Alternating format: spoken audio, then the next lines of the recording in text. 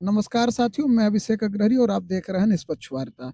अभी मैं जिस स्थल पे खड़ा हूँ, बिल्ली मारकुंडी का खनन क्षेत्र है और मेरे चारों तरफ आप देख सकते हैं कि भस्सी और हाफ इंची का अंबार फेंका हुआ है। लगभग जनपद सोनभद्र में के बिल्ली मारकुंडी और डाला खनन क्षेत्र में 1.5 से 2 लाख घन मीटर की यह हाफ इंची इसी प्रकार सार्वजनिक रूप से रोडों पर और दाहिने बाएं करके फेंका गया है। यह अवैध खनन का प्रत्यक्ष प्रमाण है और अधिकारियों को यह दिखाई नहीं दे रहा है। एक तरफ शिकायत करता है। आइए मैं आपको दिखाना चाहता हूँ कि किस प्रकार से यहाँ चारों तरफ हाफ इंची बड़े पैमाने पर फेंका गया है। यह अवैध खनन का प्रत्यक्ष प्रमाण है और आला अधिकारी जिन्हें शिकायत के बाद भी कुछ न दिखाई देता है न कुछ सुनाई देता है।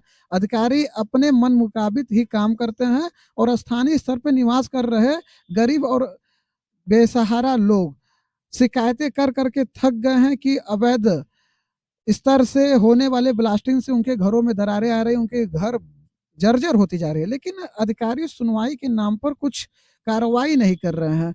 जनपद सोनभद्र जो आए दिन सुर्खियों में अवैध खनन के लिए रहता है। एक तरफ सूबे के मुख्यमंत्री योगी आदित्यनाथ जी के पास यह विभाग है और उसके बावजूद आप देखिए यह दृश्य के माध्यम से कि पूरे फील्ड में अवैध रूप से हाफ इंची कितने व्यापक पैमाने पे फेंका गया है। क्या उच्च अधिकारियों को यह दिखाई नहीं देता? हैरानी की बात यह है कि कई शिकायतों के बाद भी अधिकारी इस पे कार्रवाई नहीं कर रहे हैं। पूरे फील्ड में व्यापक स्तर पर हाफ इंची अवैध रूप से इसलिए फेंकी गई है क्योंकि इस पे लगने वाली जो परमिट की दरें हैं वो आज आसमान छूती जा रही है। आज से कुछ महीने पूर्व यह परमिट 1900 से 2100 रुपए प्रति घन मीटर की दर से बिक रही थी और वर्तमान में यह परमिट दरें 1100 रुपए से 1200 रुपए घन मीटर की दरों पे बेचा जा रहा है। वर्तमान में जो भूमधरी खनन है उन खननों का जो परमिट का दर है वो 180 रुपए घन मीटर है। हैरानी की बात यह है कि 180 रुपए घन मीटर बिकने वाला परमिट खुले आम 1900 से 2100 घन मीटर बिक रहा था और वर्तमान में 1100 रुपए घन मीटर बिक रहा है। लेकिन जवाबदेही अधिकारी कुछ कर नहीं रहे हैं, न शिकायतों का समाधान कर रहे हैं। एक तरफ यदि एक गरीब व्यक्ति जो बालू जो नदियों से का बोरे में बालू लेकर किसी प्रकार अपने घर या मरम्मत के कार्य को करता है, उन्हें पकड़कर जेल भेज दिया जाता है, उनकी साइकिल तक को सीज कर लिया जाता है। और हैरानी की बात यह है कि जनपद सोनभद्र के खनन क्षेत्र में इतने बड़े स्तर से अवैध खनन किया जा रहा है, लेकिन उस पर कार्रवाई के नाम पे क्या हो रही है? बस लीपापोती। एक दो बार पेनाल्टी लगती है, लेकिन आज तक आपराधिक मुकदमे किसी के ऊपर दर्ज नहीं किए गए। क्या सरकार अवैध खनन को रोकने के लिए सच में चिंतित है? क्योंकि कार्रवाई जो हो रही है उसमें तो कहीं यह झलक नहीं रहा है। आप अवैध खनन करने वालों को बढ़ावा दे रहे हैं, सख्त से सख्त कार्रवाई का कोई प्रावधान नहीं है। जनपद सोनभद्र के आला अधिकारियों से मेरा यही प्रश्न है कि जनपद सोनभद्र के बिल्ली मारकुंडी और डाला खनन क्षेत्र में अवैध रूप से यह जो हाफ इंची सार्वजनिक रूप से राजमार्गों के साथ जो खेतों में फेंके गए हैं उस पर कार्रवाई कब होगी? इन भस्सियों और हाफ इंचियों के लिए कौन जिम्मेदार है? प्राकृतिक संसाधनों का इस स्तर पे जो शोषण किया जा रहा है, उनका दोहन किया जा रहा है, उसके लिए राज्य सरकार, जिला प्रशासन कब जागरूक होगी?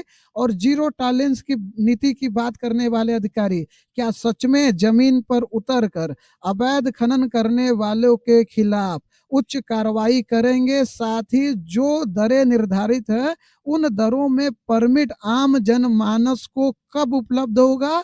सरकार की जो मंशा है कि कम दरों में खनन खनिज उपलब्ध कराई जाए, वो चीजें कब देखने को मिलेगी?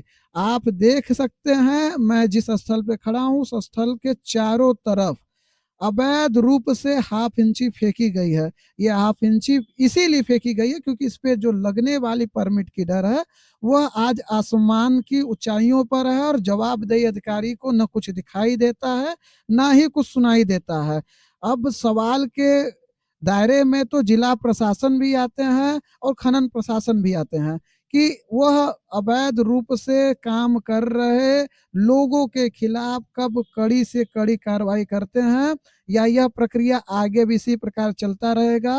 अंधेर नगरी कान्हा राजा। यही दृश्य जनपद सोनभद्र के बिल्ली मारकुंडी और डाला खनन क्षेत्र में देखने को मिल रहा है, जहां शिकायतकर्ता शिकायत करने से इसलिए कतरा जाते हैं क्योंकि उन्हें ज्ञात है कि उच्च अधिकारी जो बैठे हैं वो कार्रवाई के नाम पर कुछ नहीं करने वाले हैं, उल्टा वो व्यवसायी से और धन उगाही करते हैं। यही प्रश्न यदि रहा तो आम जनमानस जो अपनी जिम्मेदारियों का निर्वहन करना चाहता है और समाज में एक नैतिकता का भाव रखते हुए अपने सामने घटित होने वाली घटनाओं को जो प्रकाश में लाना चाहता है, इन अधिकारियों के रवैया इसी प्रकार चलता रहेगा तो आम नागरिक जो अपनी जिम्मेदारियों को समझते हुए भी उन जिम्मेदारियों से कहीं नहीं पीछे हट जाएगा और एक ईमानदार नागरिक का उदय तो इस जनपद में नहीं हो पाएगा। यहाँ जो स्थानीय लोग हैं वो जो निवास करते हैं वह आज से नहीं कई दिनों से परेशान है। लोग अपने दीवारों पे लिखवा रखे हैं हम ब्लास्टिंग से परेशान हैं, हैवी ब्लास्टिंग से परेशान है, लेकिन उस पर कोई कार्रवाई नहीं होती।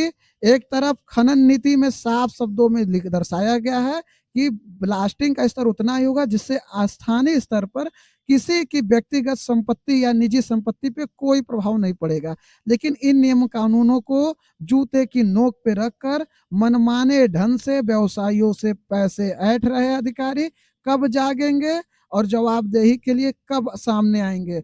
आप खनन क्षेत्र के सभी मार्गों को देख सकते हैं, कहीं सुलभ मार्ग नहीं मिलेगा। जन सुनवाई के दौरान यह वादा किया जाता है कि स्थानीय लोगों के आवागमन के लिए सुलभ मार्ग की व्यवस्था होगी, शुद्ध पेयजल की व्यवस्था होगी, लेकिन यह सब सिर्फ जन सुनवाई तक ही सीमित है। उसके